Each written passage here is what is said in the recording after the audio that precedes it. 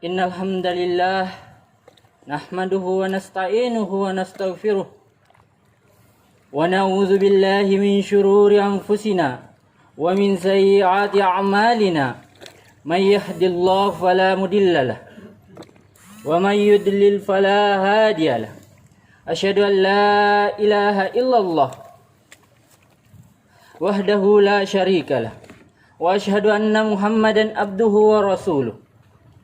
قال الله تعالى في كتاب الكريم يا أيها الذين آمنوا اتقوا الله وقولوا قولا سديدا يصلح لكم أعمالكم ويغفر لكم ذنوبكم ومن يطيع الله ورسوله فقد فاز فوزا عظيما. Amma ba'd. Sidang jamaah Jumat yang senantiasa dirahmati Allah Subhanahu wa taala. Allah Subhanahu wa taala memerintahkan kita untuk senantiasa beribadah kepadanya. Karena itulah tujuan hidup kita di dunia. Allah Subhanahu wa taala berfirman, "Wa ma halaqtul jinna wal insa illa liya'budun." Tidaklah aku ciptakan jin dan manusia kecuali agar mereka beribadah kepada Allah Subhanahu wa taala.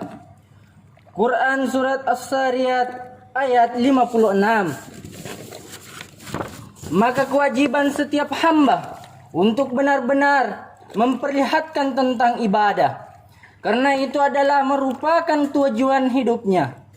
Manusia tidak diciptakan untuk hidup di dunia selamanya. Manusia tidak diciptakan untuk senantiasa mencari dunia. Maka kewajiban seorang hamba untuk senantiasa merealisasikan ibadah kepada Allah Subhanahu wa taala dengan cara menuntut ilmu, dengan cara berusaha mengamalkan ilmu, dengan cara berusaha untuk mengikuti jejak kaki Rasulullah sallallahu alaihi wasallam. Karena tidak ada manfaat hidup kalau ternyata tidak diwarnai dengan ibadah kepada Allah Subhanahu wa taala. Manusia berbeda dengan binatang ternak. Binatang ternak hanya mengikuti hawa nafsunya. Mereka tidak diberikan oleh Allah akal.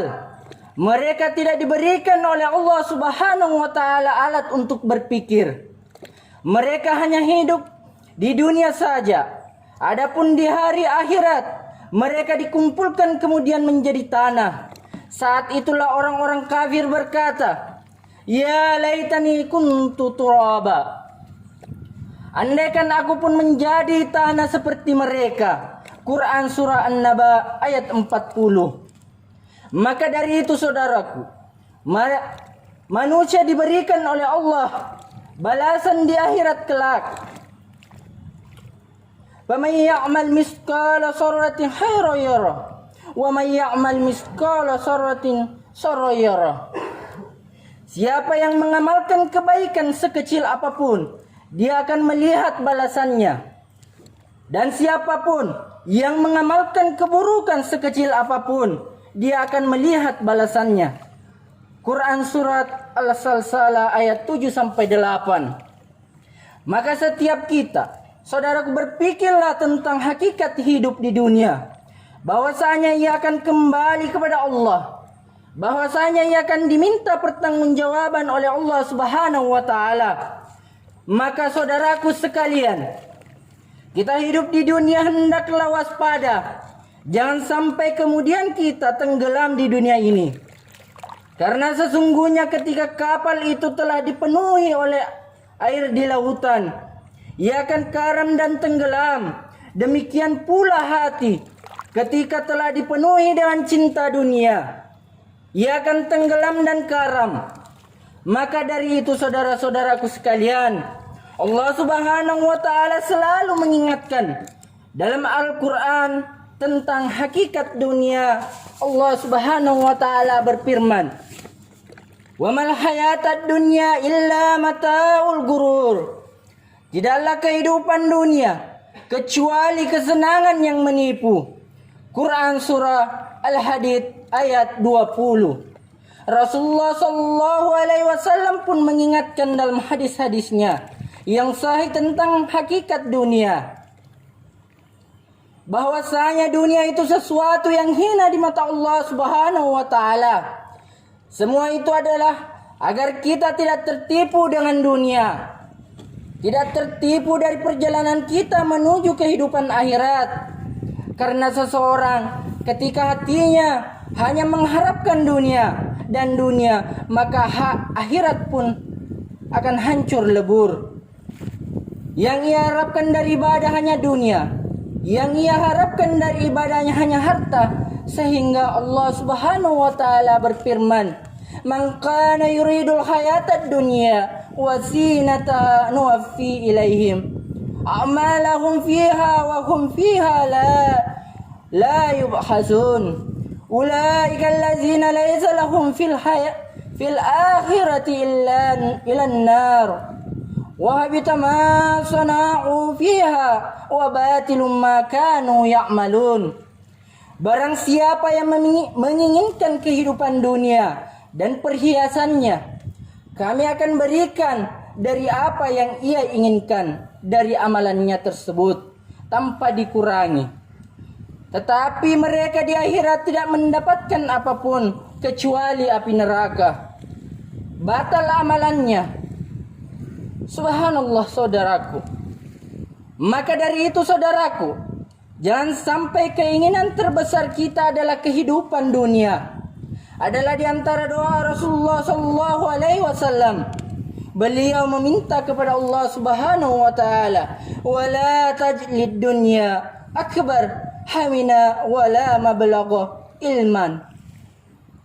Ya Allah, janganlah Engkau jadikan dunia harapan kami yang terbesar, dan janganlah Engkau jadikan dunia puncak dari keilmuan kami, ya Allah. Karena seseorang ketika hanya harapannya dunia, dan harapan dan keinginan terbesarnya dunia, yang dia harapkan hanya dunia, maka dia akan sulit untuk ikhlas mengharap wajah Allah Subhanahu wa taala. Orang yang berharap dunia sangat besar, ia hanya memandang sesuatu terhormat itu dengan dunia, bukan dengan amalan soleh, tidak pula dengan ketakwaan kepada Allah Subhanahu wa taala. Sehingga akhirnya hatinya terbelit dengan kekikiran. Hatinya pun terbelit dengan ketamakan terhadap kehidupan dunia. Sehingga akhirnya baginya dunia segalanya. Sidang jamaah Jumat yang senantiasa dirahmati Allah Subhanahu wa taala. Maka Rasulullah sallallahu alaihi wasallam bersabda, yang artinya, bukan kefakiran yang aku khawatirkan atas kalian. Yang aku khawatirkan atas kalian, dibukakan kepada kalian pintu kesenangan dunia. Kalian pun akan berlomba-lomba mencari dunia, sebagaimana orang-orang sebelum kalian berlomba-lomba mencari dunia. Lantas dunia pun membinasakan kalian, sebagaimana dunia membinasakan orang-orang sebelum kalian. Sidang jamaah Jumat yang senantiasa dirahmati Allah Subhanahu wa taala. Maka sadarilah bahwa hidup kita di dunia sementara. Kita akan kembali kepada Allah Subhanahu wa taala. Kullu nafsin sa'iqatul maut. Setiap jiwa pasti merasakan kematian. Al-Imran ayat 185.